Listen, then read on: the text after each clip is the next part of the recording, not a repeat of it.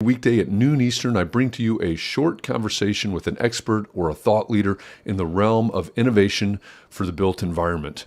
My name is Jeff Echols. I am a senior advisor and the head of marketing for Shadow Partners. And today I'm bringing to you an encore presentation of my conversation with Brian Nickel. He's the founder and CEO of Allied BIM. And the reason that I think this conversation is so interesting is because we talk about from model to machine. What are we actually doing with the data? What are we actually doing with this BIM model? This is real world stuff on how to utilize the BIM model and the data that's in it. So enjoy this conversation with Brian Nickel, and I'll be back again tomorrow with another Shadow Shorts. Hey, welcome back to Shadow Shorts. If we've never met before, my name is Jeff Echols. I'm a senior advisor and the head of marketing at Shadow Partners. And every weekday afternoon, I bring to you an expert or thought leader in the realm of innovation for the built environment. Today is no different. I am joined today by Brian Nickel. He is a CEO and the founder of Allied BIM. And this is going to be an interesting conversation today. Many of you know our founder, our CEO, KP Reddy, because of his book and his thought leadership around BIM. So this is going to tie very well with sort of the DNA of Shadow Ventures and Shadow Partners here, but really looking specifically into the future. What's a problem that's out there that BIM can solve? So Brian, welcome. Glad that you're here today, and thanks for taking a few minutes to have this conversation with me. Yeah, thanks for having me, Jeff. I appreciate it. So, Absolutely. We have a shared background, education and architecture. We're both teaching. We educate at the university level. So why don't you tell us a little bit about who you are and what you do, and then we'll jump into the problems that you solve. yeah. My name's Brian Nickel. I teach at Montana State University in their College of Engineering, Construction Engineering Technology department. And then I also teach at Gallatin College, which is a local community college in Bozeman, Montana. I teach remotely from Boise, Idaho. That's my night full-time job. My day full-time job is CEO of Allied BIM. I kind of fell into this a few years ago, about 5 years ago into teaching, and I've passionately fell in love with it. I get to kind of experiment and use it as my test bed for, education and learning. So, Yeah, yeah, totally get that. yeah. Yeah. So your experience in the field of architecture and design, obviously through that you're familiar with creating construction documents and construction, and you're, like you said, you use your classes as a laboratory, and I do the exact same thing. I love it. um, so what problem did you see in the industry, if I can just frame it that way? What problem did you see that led to Allied BIM? What was the problem, and then what are we doing in terms of looking at the solution? Yeah, so in 2014, I started working for a subcontractor, Bob Harvey, in Bozeman, Montana. It was a mechanical and plumbing company. We grew the company from about 25 employees up to about probably 60 or 70 at the highest point. I ran their design department, and my role as I was the ninth mechanical designer in, and that's not like the ninth person. That was the ninth because he had gone through 8 people before me. So I had some big shoes to fill in the position. And Bob goes, Brian, my vision is instead of drawing out all these isometric drawings on paper to educate the designer on how to draft it, who doesn't know how to plumb, and to educate my plumbers on how to physically plumb. And instead of having 15 different designers and plumbers designing it and plumbing it 15 different ways or 150 different ways, how can we start to streamline this process? So in 2017, the adoption of Revit fabrication parts came out. And what we did is we purchased our first piece of machine equipment, which was at that time called a Tiger Stop. We've since upgraded into razor gauge and a few other linear CNC positioners. But what we realized and what the aha moment was that when we were trying to digitally connect our building information model out to this machine, it wasn't very transparent. It wasn't very easy. It was like banging your head against a brick wall that you couldn't just get through. So, we had this epiphany where it's like, well, what if we map the building information model parameters to this equipment and we start to use the model to drive the fabrication process? And so in 2018, we had incorporated an LLC, which was basically Allied BIM, and we started developing out some software. Well, that kind of grew. We started building relationships with the Autodesk Construction Cloud Partnership Network. We started building relationship with machine manufacturers and started networking. And ultimately, we incorporated the company in 2021 and went kind of, publicly, selling our software. So that was kind of our journey, and the pain point that we saw was just this resistance of getting the design model into the machine. And from there, we've partnered with Arco Murray. They're top three ENR 100 general contractor in the U.S. They're known for building a lot of retail entertainment venues, food and beverage facilities, tilt construction, and we've experimented with statistics with them on their projects. And some of the statistics that we're seeing is that if you take the buildings in our built world, about 40% of that building and the price of it goes in the garbage can due to trade labor. So, there's throwing away material, making mistakes in the field, things like that. And so we see this as a major opportunity for us to introduce machines into the space, not to eliminate people, but to streamline and bring that 40% down to less than 1%. We proved that on a project here in Boise, and we're proving it on projects throughout the country with Arco Murray as a partner. But there's a few other key aspects, but that's kind of how this got started and how we got into this space. So, do you have any idea off the top of your head? I don't know I'm putting you on the spot, but Right. um, what is what's the value of that 40% to one? Do you have any idea what that is? I mean, it's got to be a big number. It's not just in the like if you take a $2 million mechanical, electrical, and plumbing Mhm. system, you know, and you take 40% of that $2 million, just throw it in a garbage can. I mean, that's Mhm. basically the reality of what's happening. If we streamline it and we start producing cuts more efficiently, we can get it down to less than 1%. So Mhm. that's the value in terms of the material side of it. But there's a whole labor component side where Sure. here in Boise, they just recently Arco Murray just built the Boise Top Golf. We ran a case study here using Allied BIM software on this Top Golf project. There was a plumber that was assigned, and what we did is we basically digitally designed, modeled, and fabricated an offsite fabbed it in Bozeman, Montana, and shipped it to the job site. That plumber received a kit of parts with instructions and installed it in 1 day. It would have taken him 12 days to install that. And that came from the actual subcontractor communicating what his process was and what it would have taken him to do it. He was elated. He was just blown away. So, Sure. yeah.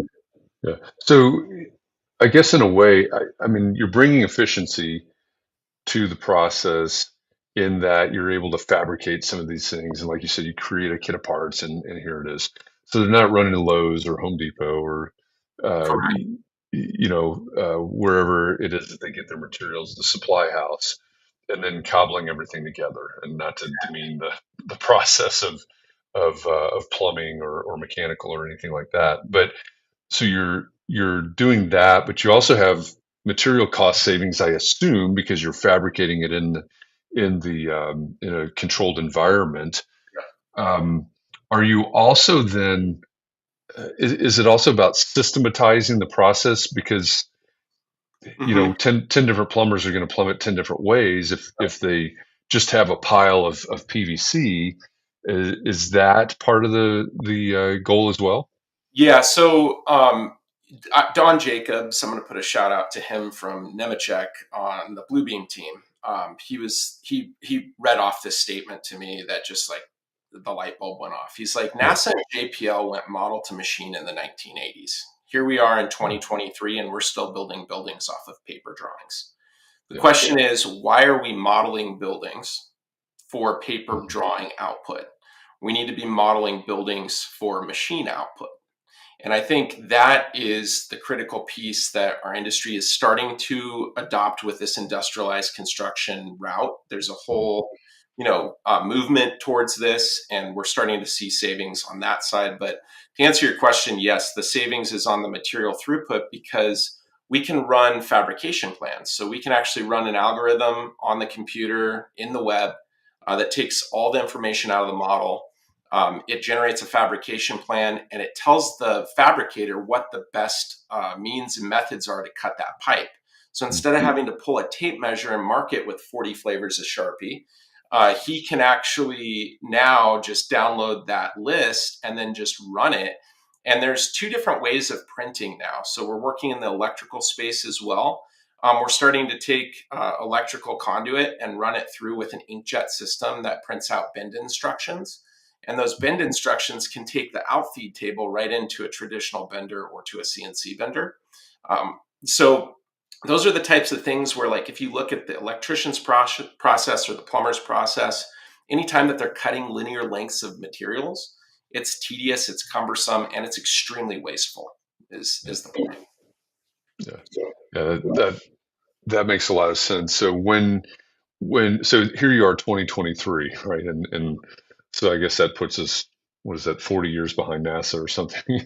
But 43 years. A little scary. But yeah, it is real scary. But where do you see this is where you are. This is the progress that you've made. Looking at 2024, 25 beyond, where do you see this going?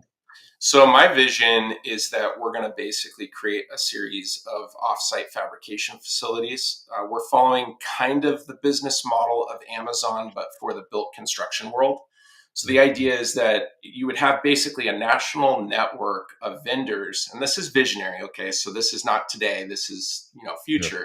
But I sure. believe we will have a national network of offsite fabrication facilities where designers, engineers, mechanical contractors, specialty contractors could upload their models and basically request a purchase order for a scope of work. Those offsite fabrication facilities will do the due diligence to create the fabrication model and produce the fabrication intent. And then ultimately, suppliers tap into that network where they're fueling this space. We can kind of take control of the materials a little bit. Right now, if you go to a supplier and you request an order, you don't have any control over those materials that you're ordering, let alone those costs.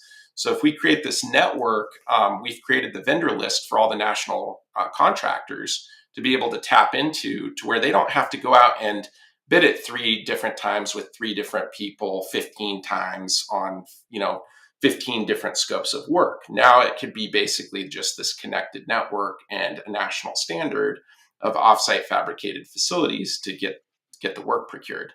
Now that's way out there. What we're kind of doing is we're seeing that up in Shepherd, Michigan, so the center of the Mitt, we've got an electrician that's actually taking on his competitors' work now. So he's adopted machine equipment, and his competitors can't compete with him.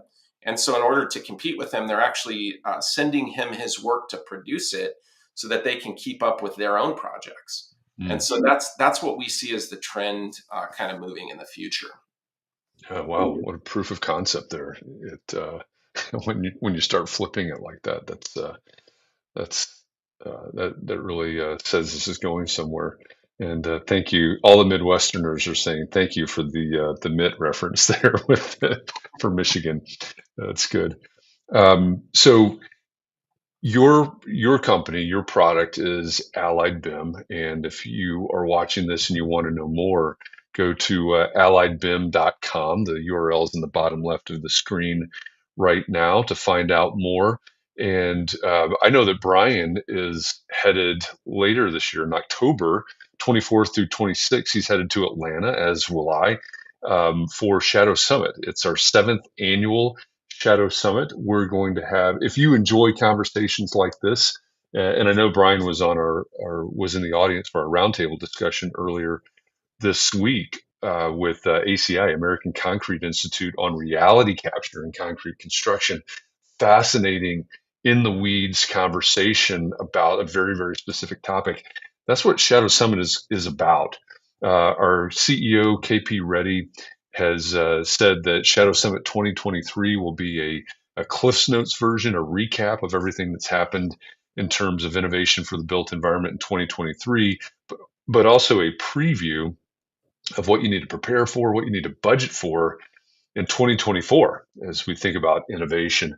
Brian's going to be there. I'm going to be there. Maybe you should be there. Go to shadowsummit.com for more information. Apply for a ticket to that. It is a highly curated experience. It is a purposefully intimate experience. We only have 200 tickets for that. Many of those are already spoken for at this point. So go to shadowsummit.com and hit the apply button up towards the top of the page so that you can be there and be a part of it. I do know that we will have a panel on industrialized Awesome. construction. So we'll be talking about things like Allied BIM. We'll be talking about 3D printing. We'll be talking about robotics, etc. So if this is of interest to you, you should check out Shadow Summit. Like I said, October 24th to 26th in Atlanta, right on the campus of Georgia Tech, right around the corner from their incubator program. So we'll be there starting out, kicking off on Tuesday night, the 24th, with an opening reception and then 2 full days of conversations. You won't be disappointed. It's amazing the topics we'll have, the depth that will go in those conversations, and the people that'll be in the room is another big benefit of that. So check that out, shadowsummit.com. And for more about what Brian's working on, go to alliedbim.com. Brian, thanks a lot for coming on Shadow Shorts with me. Great conversation. We could continue this for hours, I know, but it's called Shadow Short, so we keep it short. I like. And yeah, absolutely. I'll be back Monday with another Shadow Short, another conversation with an expert like Brian, a thought leader um, around innovation for the built environment. So have a good weekend, and we'll see everybody Monday. Thanks, Brian. Thank you.